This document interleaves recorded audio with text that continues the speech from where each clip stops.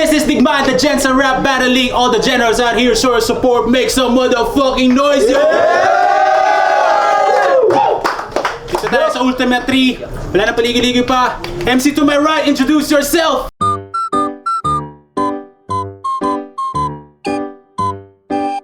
Game. Yep. MC to my left, introduce yourself! Hello. Nanalo si Setsuna ng coin toss, pinili mo na si Grayson. Round 1, Grayson. Yo!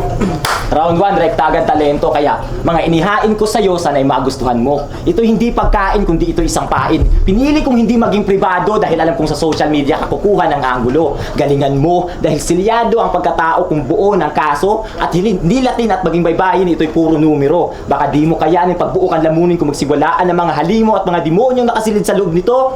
Dahil dito mindig aking balahibo sa iyong matang nakasilip sa gitna ng aking pagkataong nagbistulang iyong anggulo na parang isang triangulo.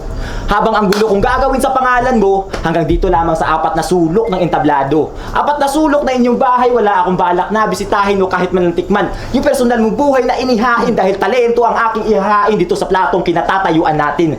Kaya lahat ng aking sasabihin, subukan munang unawain. Ito'y galing lamang sa aking pagkamalikhain pero kayang sirain ang totoong buhay nitong Glenn Gabutin. Para lang hindi matus ng mga demonyong tago ang sungay. Sa rap battle, pinaubaya kanyang totoong buhay. Ngunit siya nagtitinda sa online ang tinatawag na mahiwagang gulay. Rekta Gcash account ang money, Setsuna kanyang account na dami. Matik nakahida totoong identity para bigyang seguridad kanyang personality. Pagkatao ba'y struggle na ngayon mentally? Kulungan uuwian mo, person deprived of liberty, mala cybercrime aking ability. Matitrace ka kahit sa ang nationality o maging capitality. Di mo kayang magtago, mahagip pa rin kita like a superstorm calamity. Kasi price ng kanyang weed ay 1K pababa with TH malala. Pag nakahanap ng spot para mapagdrapan, sabay pick up point agad ito ng kanyang o huli pa rin without CCTV. Makakalusot ka sa mata ng marami pero di sa aking responsibility na parang Philippine Drug Enforcement Agency. Bata sa kamay ko inilagay para ikaw ay mahuli. Isushoot ka na naka-off ang body cam at nakapiring ang mata. Di na kailangan evidence na para bang rekta salvage.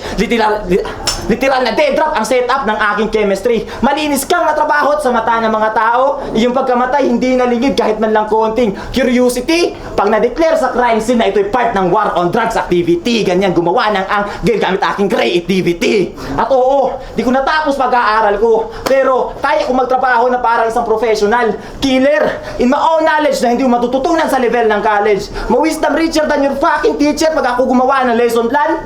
Better than the cheater cops. Time. Game. Demonyo daw siya. Halimaw. Ako feeling Christ. Mamaya, malamig ka nang i-deliver. Chinos Ice. Chinos Ice. Tapos, kasi gago ka, isa kang introvert. Ay, tangina, isa kang peke na rapper. Di ako nag-Gcash, gago. Isa kang tsura mukha kang scammer. Game! Siya nga pala si Grayson. Isang left field na MC. Yan ang kanyang play. Di niya tayo kahanay magsulat. Di ba? Tama ako, Gray. Nagpapakalat ka daw ng kamalayan. Pwes, this is your bad day. Papatunayan ko sa'yo na yung estilo mong left field, di yan ang right way. Ha? Kasi matatalo ka ng mas bata ay mas masakit. Yan yung matututunan mo ngayon. Di ako magpapakabait, tangina mahuhulog ka sa patibong. Mga bara ko'y may suntok na kalakip at may mga letrang pambaon. Para kang nakipaglaro ng bato-bato pit pero ang kalaban mo sigon. Kalaban mo sigon. Kaya Grayson, kamusta? Tangina, kalabaw na lang kulang, mukha ka nang magsasaka. Ha? Kasi MC ka ba talaga, ha?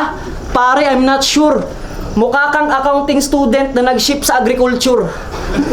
Ha? Kasi tingnan nyo naman yung aurahan ni Gago. Ganito yung mga pabigat sa thesis ang saklap. Petics ang ganap, talagang lugi ka dyan, Brad. Yung tipong nagre-research na kayo tapos siya, pansit canton lang ambag. Ha? Pero sa laban nila ni Exodus, panay ka rason.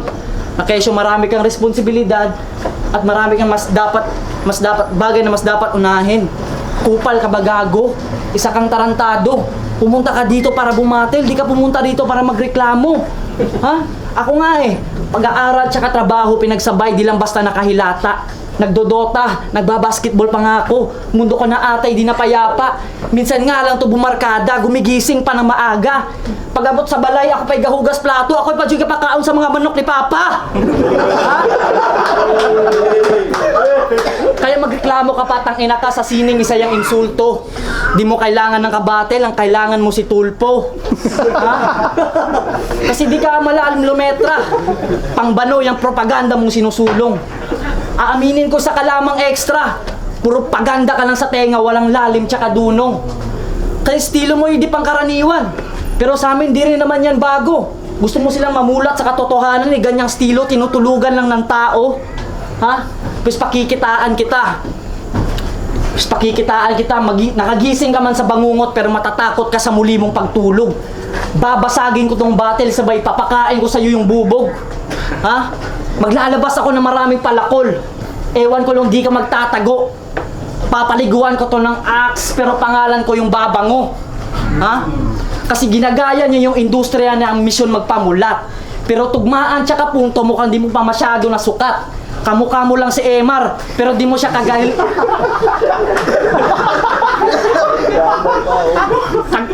Kamukha mo lang si Emar, pero di mo siya kagaling na magsulat. Mapipitas mo nga yung bunga, pero hindi yung ugat.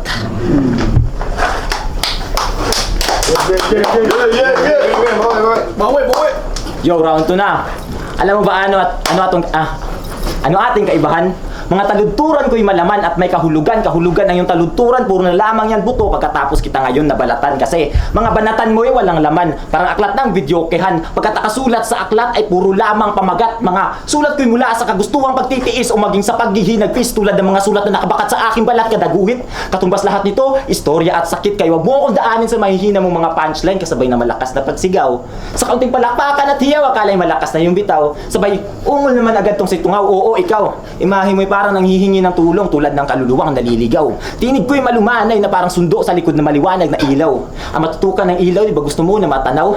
Tanawin mo muna mga tira kong bitaw at saluhin ang mga bala kong ligaw bitaw. Serious, nindot kag tol. Pero ako rin naluoy ni mo magkuyog tang duha magduwag basketball.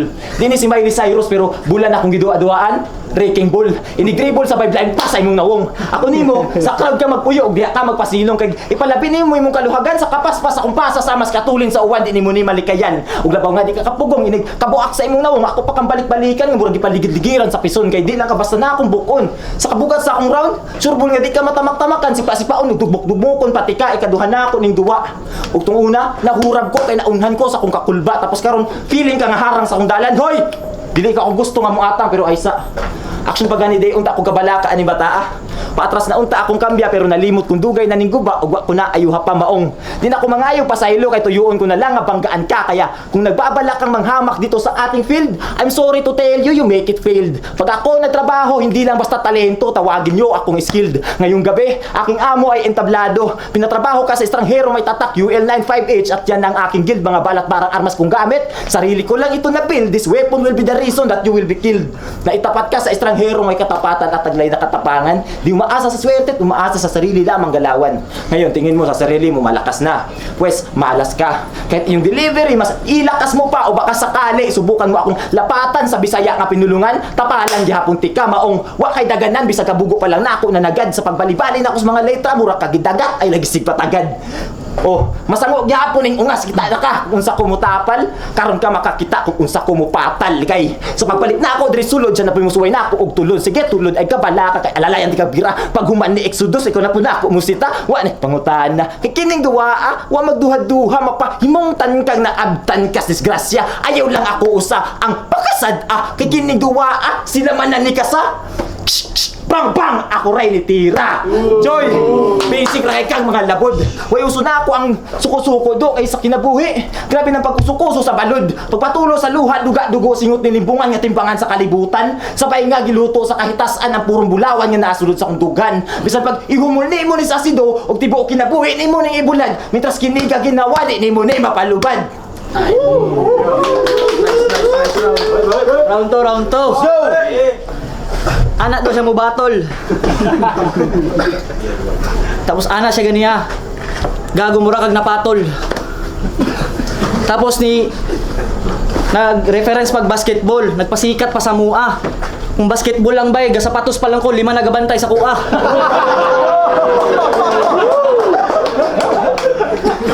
Game. Ako ay naghanda para maipakita sa mga tao na ako ay Haslin Umanggel.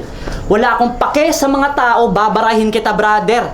At para maitapat palalo sa mga idol ko na rapper. Dahil ang key para manalo ay maging lock-in sa kada battle. Ha? Kaya kamusta, Mr. Tattoo Artist? Tiyada. Tattoo artist ka, ang lakas mo magkupal. Huling tinatuan niya ng bungo, yung bungo naging bungal. Ha? Naging bungal. Kasi yung sakit mo na kabubuhan, pare, di na yan gagaling. Tsak kukunin lahat sa'yo kapag mundo na dumaing. Burda ka ng burda, tangina mukha ka ng praning yang tato, tsaka katangahan mo, parehas lang ang hirap burahin. Ha? Kasi wala kang silbi kalaban.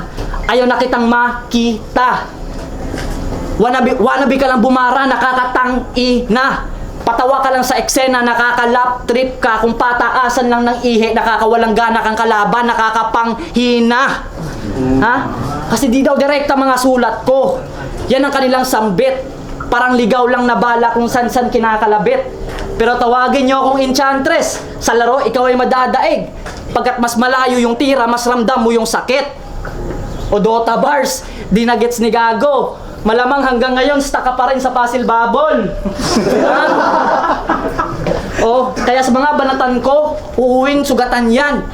O, puzzle bubble, pagkat niyang binubuo mong laro, tang-ina, bulaan lang. Ha? Kasi magkakalat ka lang dito, ikaw ay may maduming bit-bit. Di ka natatanggapin ng mga tao, sa puso mo yan idibdib. Tsak magkakaroon ng bloodbath. Pagkat mga bara ko'y siksik, talagang may dugo sa sulatan. Samuning teknik. Ha? Samuning teknik kasi yumayabong pag-asadista. Panay ubos agad sa hika ng babaon ako ng mahina. Ako yung may Japanese sa pangalan pero ikaw yung may malabong pinapakita. Ha? Ikaw yung may malabong pinapakita kasi lalim-laliman ka lang pare, wag mo na yang i-deny. Lalim-laliman ka lang pare, wag mo na yang i-deny. Lalim-laliman ka lang pare, wag mo na yang i-deny. Sa likod ng ganyang stilo, na pag-iwanan ka lang, gusto ko lang i-remind na di ka left field tarantado, ikaw ay left behind. Ha? Kaya sobra-sobra ang naramdaman mo na pain. Pagkat kumagat ka sa pain, ako'y magme-main character ngayong gabi, kaya karakter ko'y di mo kaya na mamain. Last round. Yo, aminadong galing sa kalye ang kalyo ng aking mga kamay. Ngunit pareho tayong may mga sungay. Mga magulang, hindi idadamay dahil alam naman natin hindi sila nagkulang sa gabay. Sa rumaragas ang agos ng buhay, alam naman natin ikaw ay makakasabay nang dahil sa katapangan mong dala, ngunit di mo naman pala alintana ay yung punta at doon ka sumablay. Pasalungat kong sinubaybay ang dago katampas na rumaragas ang hamon ng buhay. Kahahantungan ng aking paglalakbay, maaaring matutunguhan ko ay pagkamatay. Bawat mga tama kong ginawa ay sa maling patnubay muna ako naniwala at umunawat. Realidad sa akin ang umakbay, puro kutya aking napala bilang lamang sa akin ang naniniwala hanggang dumating sa puntong buhay ko na ang itinaya. Matalo man ako'y lagi pa ring handa. Maayos lang sarilit, malaman ko kung anong mali at ang tama, yan ay sapat na at higit pa sa kahit anong gantimpala. Kabado ka ba sa hatol ng mga hurado? Habang ako'y kalmado lamang yung hatulan sa husgado. Gaano ba kalalim iyong talambuhay para magyabang ka dito sa ibabaw ng entablado? Talambuhay ko'y puro katotohanan at may pinaghuhugutan dahilan kaya naduro puso ng sinungaling ng mga abogado. Di ba trehab naman sana papuntahan dahil sa droga'y na abuso? Tila bakit ganito pamalakad ng ating gobyerno? Anong laban ng mga adik sa rayot at gulo kung ihahalo sa mga pumapatay ng tao at mga taong si Raulo, real talk? Dahil kung usapan lamang ay karanasan, siguraduhin mong naranasan mo na rin makipag-angasan kay kamatayan. Mga bakal na kamay sa akin ang bagan upang bubugin ng gusto aking pangangatawan. Putok ng baril ang tumambang sa aking harapan, akalay darating sa puntong ako'y paglalamayan. Ginawang konbiktado aking pangalan, tinanggalan ng karapatan sa ating lipunan, niyurakan at binura ng hindi man lang nila pinag-isipan. Gayon pa man, ginamit pagkamalikhain upang iguhit muli aking pangalan. Kahit paulit-ulit man ito'y burahin ng ating pamahalaan, ako'y patuloy pa rin sa paggawa at pagburda hanggang dedikasyon ko ko sa sining ang obra ang siya makikita na marka. Hindi lang sa ating kasalukuyan magbabakas ito hanggang sa ating kasaysayan. Kaya bago mo ako husgahan, siguraduhin mong bitbit mo ang kaalaman ay nagmula sa daanan ng kaalaman pagkat di ka uubra kung ang laman ng alam mo ang kaalaman ay lingid lamang sa iyong nalalaman. At last, sa pagbalasa sa kinabuhi, di na tumatagaan kinsi paboran sa panahon. Sa kadatagtag sa matag adlaw sabay plastar sa pangutok armutaas ang pagsabot ug mula hutay sa matag higayon. Sa kinabuhi murag sugal, di ka pwedeng mudaog ug di man lang galing ka pwedeng mapilde. Kitang duha karon ang pintahonon, silang tanan maoy saksi. Kining nagpinili nga alas nga pinili, oo, gisabutahi ka dire. Kay bisan pagkapila ka magkampiyon sa mga dulang apilan brad, di ni matungkad ang mga gidaog ko nga mga dula ug sa karon padayon nga nagadula sa padula sa realidad. Wala ko yung maribat ko siya. Ika'y panggap lang na propeta. Di original kanyang ideya. Masyado nang laspag at paulit-ulit na lang ang tema. Pag-usapan natin yan, Repa, kung sino nga bang sumasabay sa meta. Pag yung estilo mo di bumenta, wag kang lilipat sa komedya. Kasi tingnan nyo, nakakap, tapos maraming tato, mga brad. Ganyan na ganyan yung Mamaligyaig isaw starter pack. Ha? Kaya pare di yan nakakalugod. Sakto apelyido niya luod, kaya gets ko na yung buod. Na mukha kang tindero ng isaw. Tapos tong isaw may igit-igit pa sa sulod. Damak. Ha? Kaya naman pala mga bara nito, walang punto kalungkot. Minsan sumasayad na at minsan napapasubsob. Isaw vendor kung maituturing tong kalaban ko na dugyot pagkat nag-i-stick ka lamang sa mga linyang baluktot. Ha?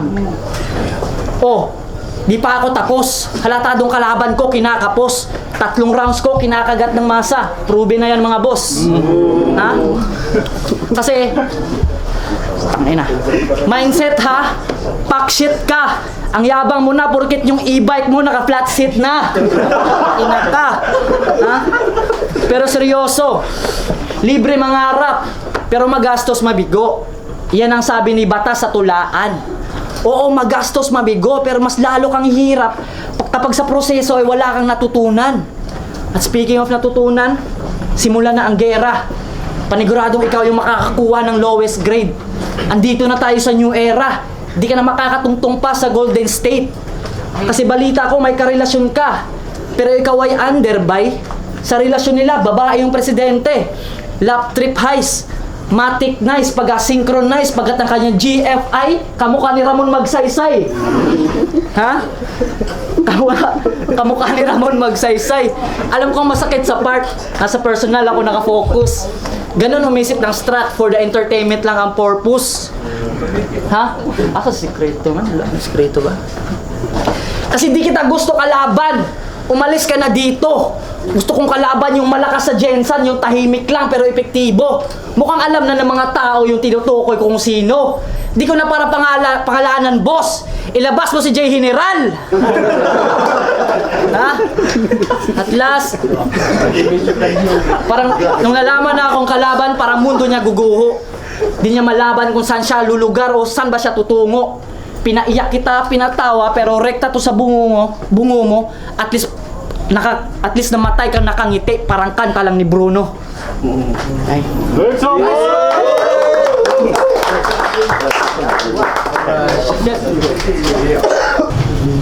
Eyo, Grayson versus Setsuna. Kung na-enjoy sa battle, magiging naman kayo.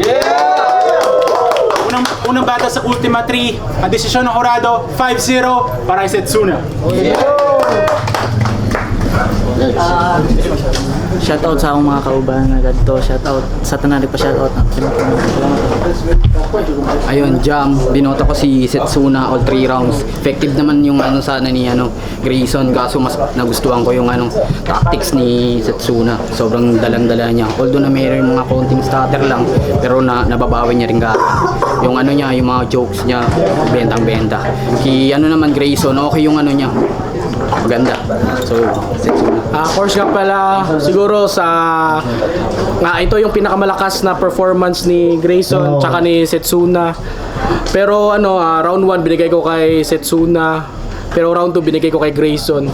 Yung round 3 ni Grayson malakas para sa akin malakas siya. Pero siguro natabunan lang siya nung siguro na yung mga isaw-isaw angles tsaka yung mga pakulo ni Setsuna. Pero para sa akin, dikit yung laban, Gahibla, nanalo Setsuna. Congrats pa rin sa dalawa. Yusef, TSM Finest Grade. Tama yung sinabi ni Course, ito yung pinakamalakas nila na performance. Round 1, Setsuna. Round 2, tinabla ko na. Round 3, Setsuna.